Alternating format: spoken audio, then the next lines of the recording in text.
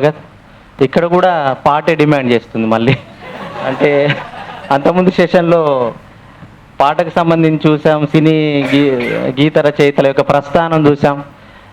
ప్రస్థానం చాలా లెంగ్త్గా ఉంది, చాలా అందులో ఉన్న ఇబ్బందులు చూసాం, రకరకాల అంశాలు చూసాం. అంటే పాట రాయాలంటే ఎన్ని రకాల పరిస్థితులు ఉంటాయో చూసాం అక్కడ.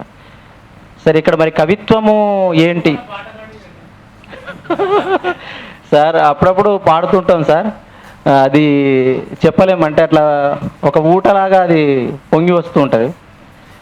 దాన్ని అది డిమాండ్ చేసినప్పుడు తప్పనిసరి అవుతుంది.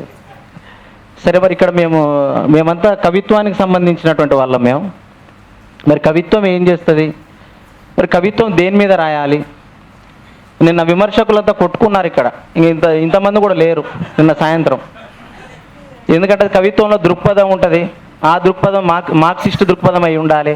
మరి మార్క్సిస్ట్ దృక్పథం అయితేనే నేను ఆ కవిత్వాన్ని నేను విమర్శిస్తానని ఒక విమర్శకుడు, ఇంకొక విమర్శకుడు చెప్తూ కవి స్థిరమైనటువంటి భావన కలిగిన వాడు కాదు, అతడు కాలాన్ని బట్టి పరిస్థితులను బట్టి కవి మారుతూ ఉంటాడనేటువంటి ఇంకొక విమర్శకుడు అక్కడ చెప్పింది.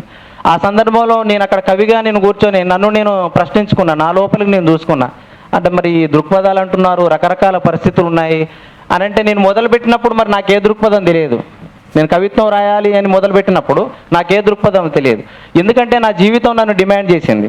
నా జీవితం నన్ను డిమాండ్ చేసినప్పుడు నేను స్కూల్లో పాఠ్యాంశాన్ని బోధిస్తున్నప్పుడు ఒక బఠానీలు అమ్మేటువంటి అమ్మ, ఆమె రోజు నాకు కనిపిస్తూ ఉంది. ఆమె జీవితాన్ని నేను చూస్తూ ఉన్నాను. అక్కడ ఆ అమ్మకు సంబంధించినటువంటి దగ్గర నేను బఠానీలు అమ్మలే.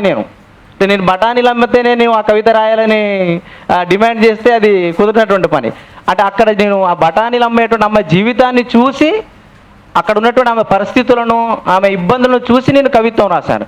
అంటే ఒక కవిత్వం రాయాలి రాబోయే కాలంలో అనేటువంటి వ్యక్తులు ఎవరైతే ఉన్నారో వాళ్ళు చుట్టూ ఉన్నటువంటి పరిసర ప్రాంతాల నుంచి కూడా కవిత్వాన్ని పుట్టించవచ్చు అనే దానికి ఒక నిదర్శనం. అక్కడ ఏ విశ్వవిద్యాలయంలో ఎదురుపడని పాఠ్య ప్రణాళిక ఆమె జీవితం రాశాను నేను. ఏ విశ్వవిద్యాలయంలో ఎదురుపడని పాఠ్య ప్రణాళిక ఆమె జీవితం. ఎందుకంటే విశ్వవిద్యాలయంలో చాలా రకాలైనటువంటి పాఠాలు వింటుంటాం, కానీ జీవిత పాఠాలు అనేటువంటి మనం వినలేనటువంటి పరిస్థితి ఉంటుంది. కాబట్టి కవిత్వం అనేది పుట్టించాలి అని అంటే ఒక వస్తువుని ఎక్కడి నుంచి ఎన్నుకోవాలి?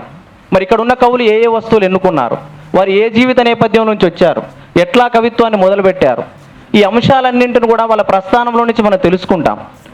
నేనేమంటానంటే కవిత్వానికి సంబంధించిన వస్తువును ఎంపిక చేసుకునేటప్పుడు అది మీ చుట్టూ పరిసర ప్రాంతంలో ఉన్నదైతే నువ్వు బాగా రాయగలుగుతావు కవిత్వాన్ని. ఒకవేళ కనుక నువ్వు ఎక్కడో జరుగుతున్న సంఘటనాత్మక కవిత్వాన్ని కనుక నువ్వు రాయాలి అనుకున్నప్పుడు ఆ సంఘటన ఎక్కడో జరుగుతూ ఉంటుంది, దాని తాలూకా ఉన్నటువంటి ఒక సింబల్ను తీసుకొని నువ్వు ఏదో లాగేసి దాని చుట్టూ అల్లేటువంటి ప్రయత్నం చేస్తూ ఉంటావు. లేదు, నువ్వు అనుభవించిన స్థితిలోంచి రాసినప్పుడు ఏమవుతుందంటే అది నిలబడుతుంది.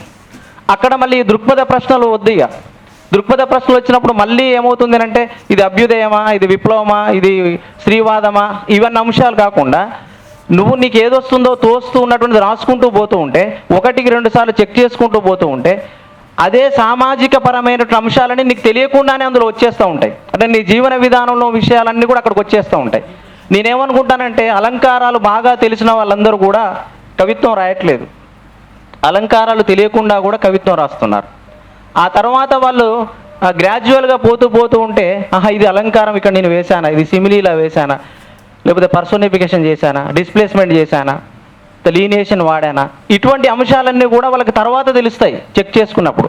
కానీ కవిత్వం మొదలు పెట్టేటువంటి వాళ్ళు ఖచ్చితంగా చుట్టూ ఉన్న పరిస్థితులు. నిన్న ఆనందాచార్య సార్ ఒక మాట అన్నారు, వస్తువు అనేటువంటిది చాలా కీలకమైనది అన్నారు. నిజంగా కవిని నడిపించేది వస్తువే. వస్తువు కనుక బలమైనది అయినప్పుడు కవితే నీ చేత రాయించుకుంటుంది. నువ్వు కవితను రాయాల్సిన అవసరం లేదు, వస్తువు అనేటువంటి డిమాండ్ చేసినప్పుడు. నువ్వే కవిత్వం రాయాలని పెన్ను పట్టుకున్నప్పుడు మాత్రము అది ఖచ్చితంగా ఇబ్బందుల్లోకి ఎదిరేటువంటి పరిస్థితి ఉంటుంది. నేనేమనుకుంటున్న నా అనుభవంలో అంటే కవిత్వం రాసేవాళ్ళు 1-2 సార్లు చెక్ చేసుకోవాల్సిన అవసరం ఉంది. అంటే అందులో శిల్పము, వస్తు నిర్వహణ, ముగింపు, ఇటువంటి అంశాలు మనం చూడవచ్చు. సరే, ఏది ఏమైనా కవిత్వముతో సహవాసం చేయటం అంటే ఖడ్గంతో సహవాసం చేయటం అని శివారెడ్డి గారు చెప్పారు. అంటే కవిత్వంతో సహవాసం చేయడం అంటే ఖడ్గంతో సహవాసం చేయటమే. అంటే ఎంత పదును ఎటువైపు వెళ్ళినా కూడా అది దిగేటువంటి పరిస్థితి ఉంటుంది. అంటే ఆ పదును మనం తట్టుకోవాలి. అటువంటి పదునైన కవిత్వాన్ని మనం రాయాల్సిన అవసరం ఉంటుంది. ఇక్కడ కవిత్వం కాదొక తత్వం, అది మీరు అనుకునే మనస్తత్వం, అది కవిత్వం కాదుక తత్వం, అది మీరు అనుకునే మనస్తత్వం అని తిలక్ అన్నాడు. అంటే అది ఆ ఫిలాసఫీ అనేది అందులో ఇమిడి ఉంటుంది. ఆయన ఒక రకంగా రాస్తాడు, మనం ఒక రకంగా అనుకుంటాము. అలా సామ్యవాదం ఉండవచ్చు, ధనికవాదం ఉండవచ్చు, ఇంకొక స్థితి ఉండవచ్చు, ఏదైనా ఉండవచ్చు అక్కడ. అంటే ఏదేమైనా కవిత్వం ఒక తీరని దాహం అని కూడా మనం చెప్పుకోవచ్చు. అంటే ఈ రోజుల్లో వస్తువు ఎంపిక ఎలా ఉంది, మరి వారు ఏ విధమైన కవిత్వం రాశారు, మరి మిత్రుల ద్వారా మనం తెలుసుకుందాం.